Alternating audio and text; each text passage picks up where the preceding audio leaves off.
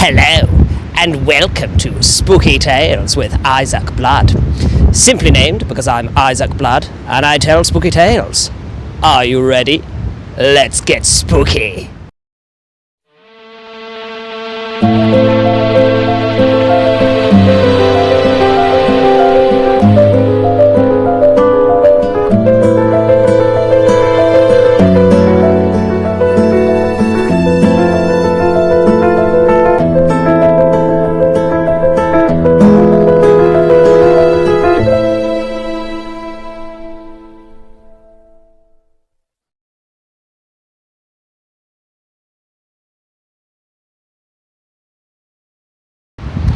Today, I've taken a trip to York Tyburn on the Knavesmire, which served as the city's main execution site from 1379 until 1801.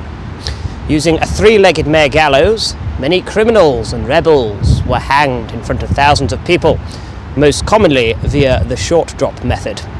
The three-legged mare was a nickname given to the gallows as it was built as a wooden triangle standing on three wooden pillars.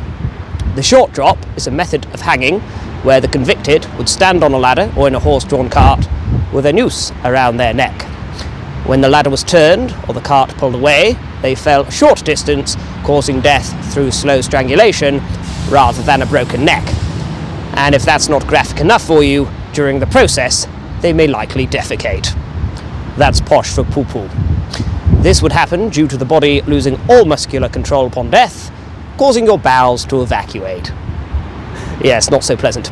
There's now a stone marker that commemorates the site. Let's have a look at it. Lovely. It's hard to imagine that a place so beautiful and peaceful could have also been a place of such pain and brutality for over 400 years. But that's exactly what it was. Now, if you're looking for ghosts, surely a location that has seen so much death for so many years is a place to look. I mean, you would think so, wouldn't you? Well, let's explore that, shall we? On the night of Friday the 13th, very appropriate, 2011, ghost hunter Rob Kirkup led a paranormal investigation with his team, John, Rich and Tom. They split into two teams. Rob went with Tom and Rich with John. Rob and Tom asked if there was a spirit to make their presence known, but half an hour went by with zero action. They then met up with the other two, and another 30 minutes passed, and they tried to get any sign of paranormal activity, and got nowhere. After a long night of nothing, they decided to bring the investigation to an end. They then took a trip to Wetherspoon's punch bowl to drown their sorrows. They expected to experience something terrifying, and ended up in Wetherspoon's. Not far off, to be honest. Well, who would have thought it? The Knavesmire, a site with such a horrible, bloody history, is not a hotspot for ghosts. Sometimes there simply isn't a spooky tale to be told. But there is, in this case. Haha, plot twist. Obviously. The next day, the team were carrying out another ghostly investigation at Seward's Howe Water Tower near York University. Upon this investigation, they stumbled on something rather spooky. After they listened to the Seward's Howe recordings that they'd taken on a voice recorder, Rich mentioned that he had recorded for a brief period while at Tyburn the night before and hadn't listened to it yet. As they listened to it, they realised that Rich had recorded a conversation of a trivial nature when they were all off duty. About 3 minutes into the recording, Tom could be heard saying, "I quite like the smell of pollen." And then Rich replied, "I got a big smell of that before." All four members of the group were certain that within this exchange between Rich and Tom, there was a third voice. So they rewound the tape and listened to it again.